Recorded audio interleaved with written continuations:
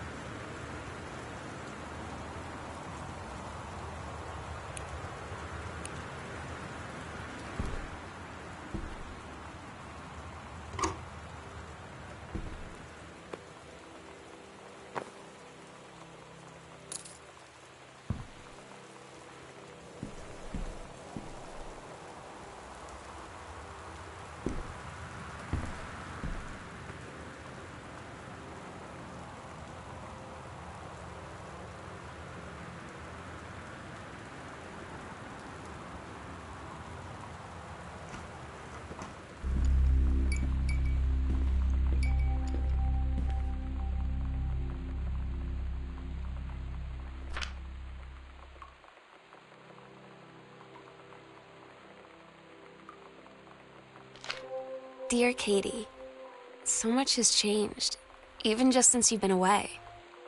We moved into this house. I'm at a new school, and my big sister being gone for a year doesn't make it any easier. It doesn't feel real, but I'm not gonna let it faze me. I used to tell you everything, and if I can't do it in person, because you're off gallivanting around who knows where, I'll tell it to this journal, just like I was talking to you.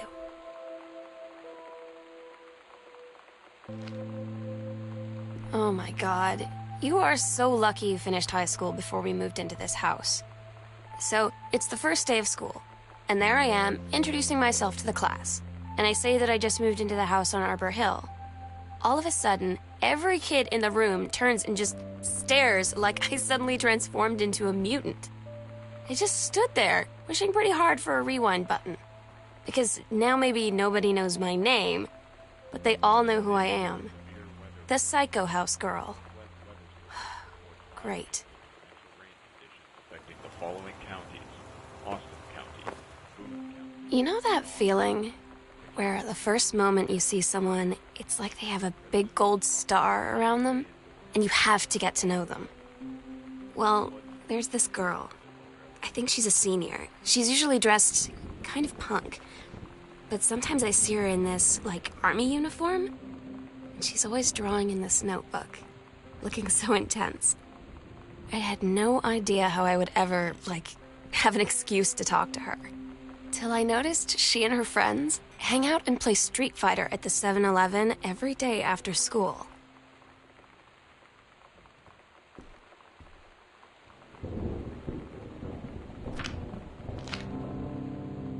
When you live in one place your whole life, your next door neighbor is kind of like your default friend. And Daniel only got weirder over the years. So moving away has been a good excuse to, like, not see him anymore. But he did always have the good Nintendo games. Maybe I'll give him a call.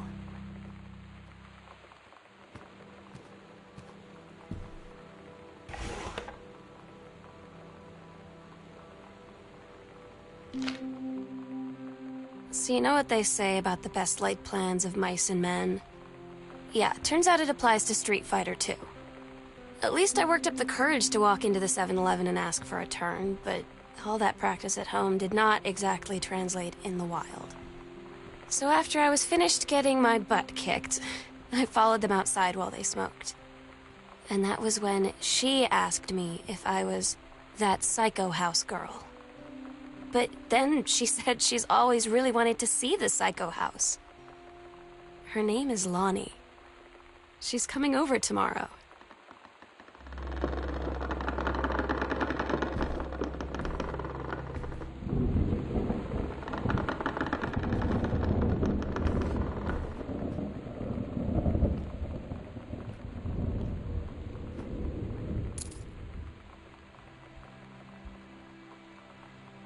The sunset light in this house is the saddest thing I've ever seen. I just want to sleep.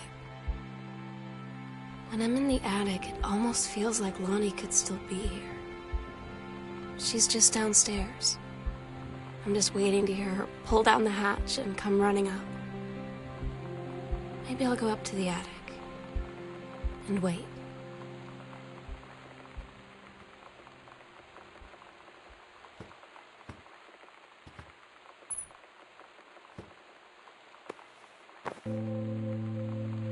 It's weird hanging out with girls. Daniel was around ever since I was little, and other girls? I don't know. But being around Lonnie is like instantly just right. I gave her the grand Psycho House tour and took my revenge on Super Nintendo. And it was like, I don't know, I finally found someone I feel normal around. I drove her home and she gave me this tape and said, "You have got to listen to this." I haven't stopped playing it since. Lonnie came over today, but everything was different. She was sitting at my desk chair, and she wouldn't look at me. Finally, I asked her what was going on. She said she felt like she'd done something wrong that night in the city. Like I must think... But I said no. There was nothing wrong. I just wanted to say... But I couldn't find the words. I felt like I was gonna cry, but I wasn't sad. She got up and sat next to me on the bed. I looked at her.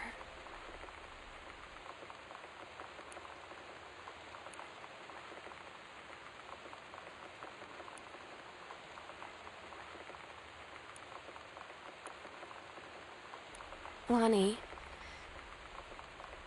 do you think you could ever... And that's when she kissed me.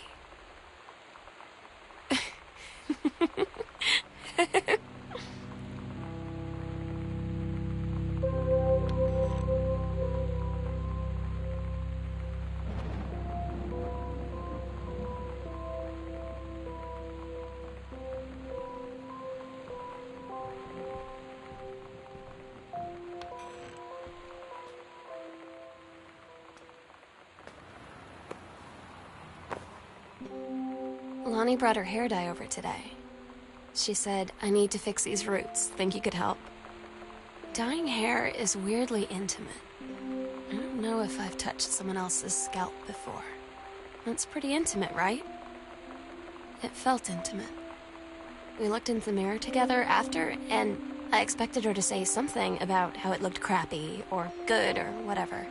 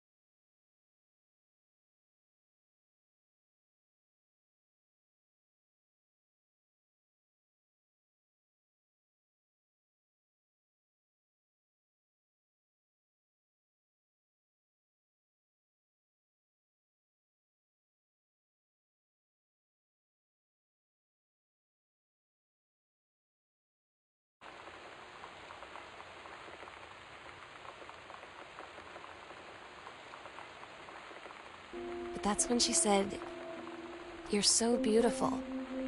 And she was looking at me. Right in that moment, I wanted to say something, but I waited, and the moment was gone.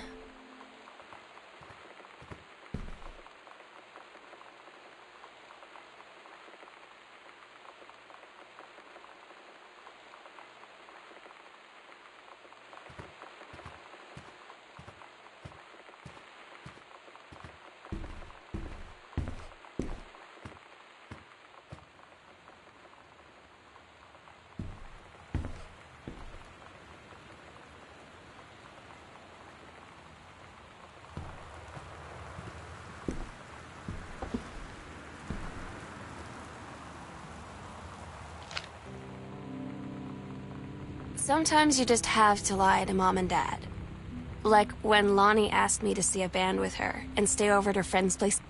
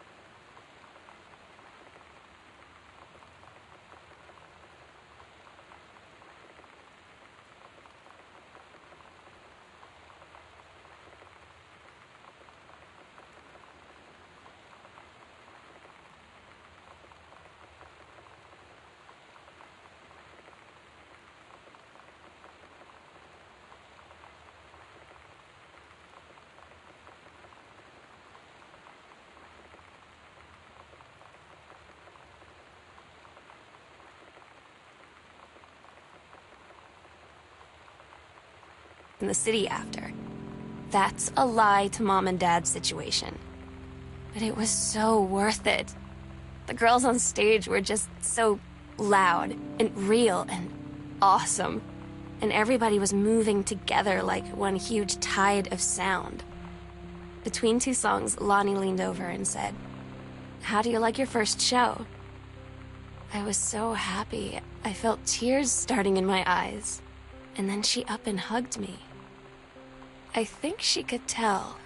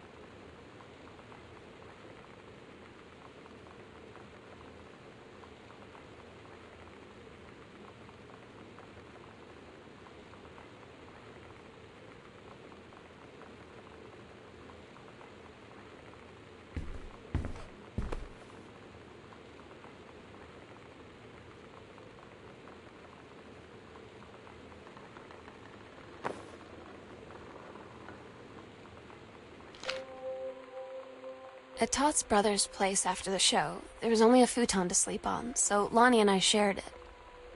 The lights went out, I was turned toward her. My eyes started to adjust, and then I could see she was looking at me, too. In the dark, she smiled. My heart was beating so fast.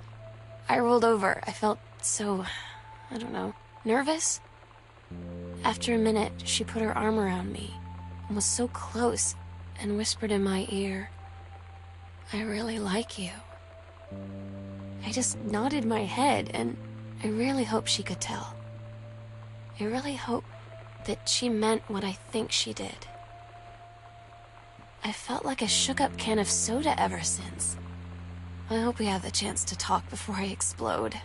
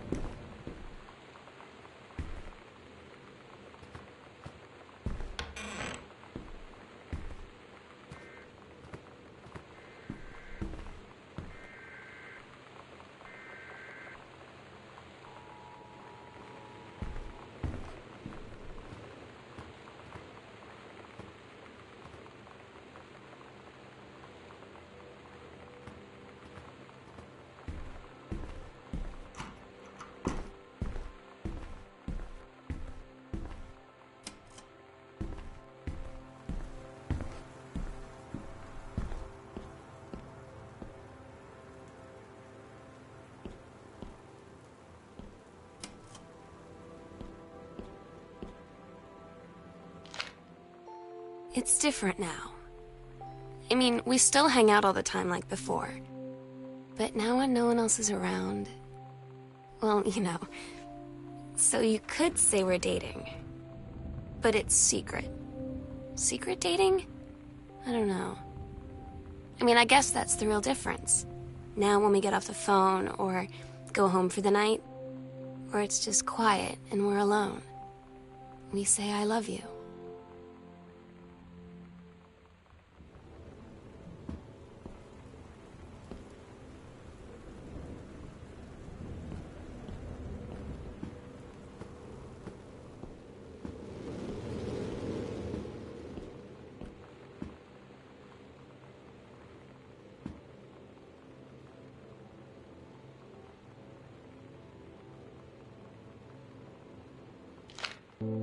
I'm so stupid sometimes.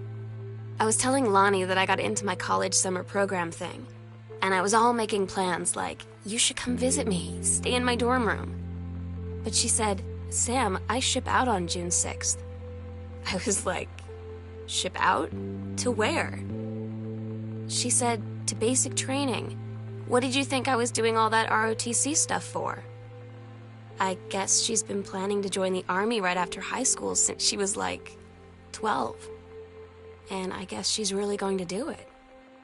So I was like, after graduation, I'm just never going to see you again? She said, let's just have fun while we can.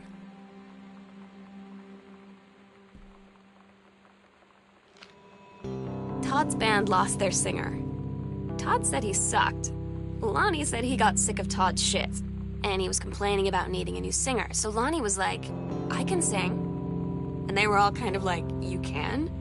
And she was like, probably. But she's been rehearsing with them for like a week now, and I finally got to see them play in Todd's basement today. And she's actually really amazing. I feel so proud when she's on stage. It's incredible being in awe of someone you love. So everybody knows it's like a temporary situation till she ships out in June. But till then, I'm gonna be at every single show. They tell you to stick with the group on field trips, Katie. There's a reason for that. Lonnie and I snuck off on the side paths at Multnomah Falls and got a little lost. Okay, a lot lost. Like, for hours.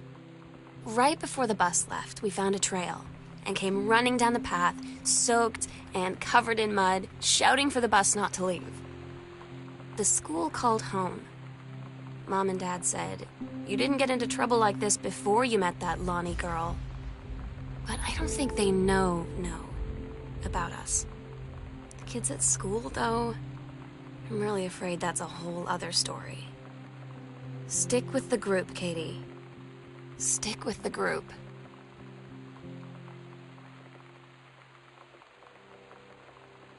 I don't get Lonnie sometimes. Like, her band, and our zine, and her hair, and everything are all anti-authority. But I watch her in JROTC, and she's doing drills in perfect formation, following orders, no question. And there's all this stuff in the news about don't ask, don't tell. Like, she's going to join the army and then have to lie about who she is. She said they don't need to know what they don't need to know. Like it was no big deal. This from the girl who trashed her locker to, like, defend my honor. I've learned when to stop arguing, though. I don't think Lonnie even gets Lonnie sometimes.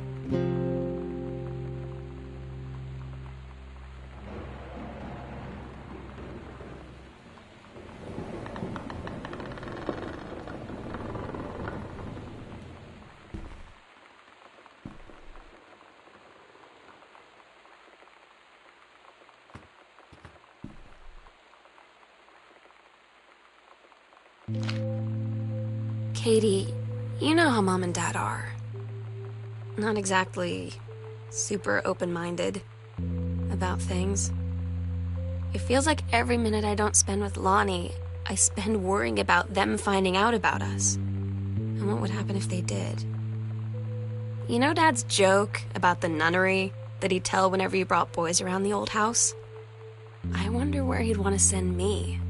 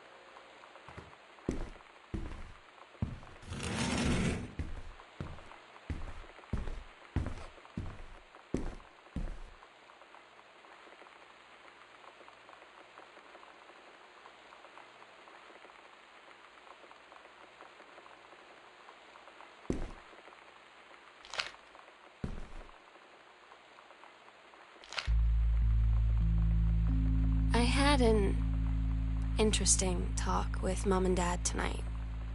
One you were never gonna need to have. I mean, you've known, right? I've known. I've known since, like, She-Ra. Mom and Dad didn't, I guess. But they saw the zine and the stuff on the locker, and they were like, is there something we should know about you and Lonnie? And so here's the thing. I was prepared for them to be mad, or disappointed, or start crying, or something. But they were just in denial. You're too young to know what you want. You and Lonnie are just good friends. You just haven't met the right boy. It's a phase. That's what I didn't see coming. That they wouldn't even respect me enough to believe me. Well, joke's on them, because they're in for one very long phase.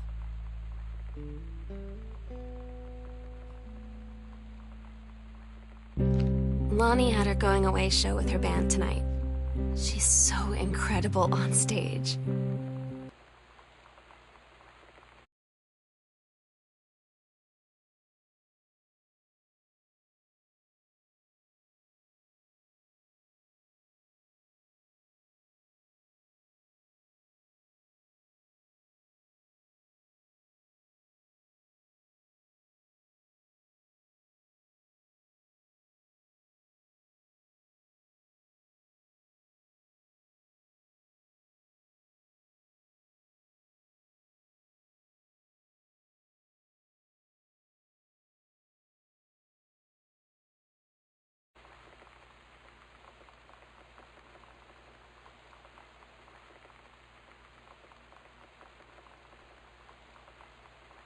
and she was singing, I could practically forget everything. That we only had 48 hours left. That I don't know what comes next. That I can't live without her. Then she dedicated the last song to me. And I couldn't take it. I was out on the curb in the alley, sobbing till my ribs hurt. I would follow her anywhere, Katie. But I can't. Where she's going. After a long time, we agreed our last night together would be our happiest ever. And we'd forget tomorrow was going to come at all. It worked for a while. We had a good time seeing Oscar off, then ran up to the attic to look through our photos, to find one for Lonnie to take with her. And looking at them, I realized they were all in the past, and there wouldn't be any more. I didn't know what I was going to do. And I cried, and she held me. She said she knew it was hard, but life would move on. I said I didn't want my life to keep moving without her. That's when she cried too. I was so exhausted. I must have fallen asleep like that, in her arms. In the morning, I woke up, and I was finally alone.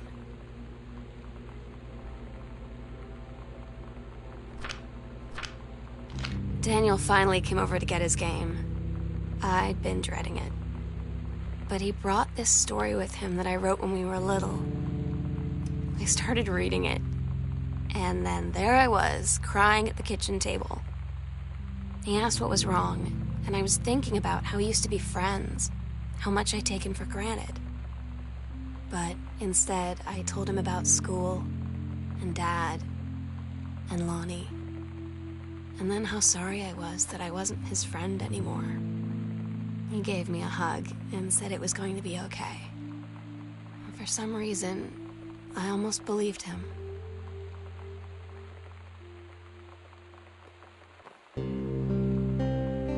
I asked Lonnie what she had to do to get ready to ship out for basic training. She said, not a lot, really. You're not allowed to bring anything with you. You have no possessions. No contact with the outside world while you're in basic. You just train hard every day, and then you deploy from there. So, they'll just send her away. To who knows where. The other side of the country.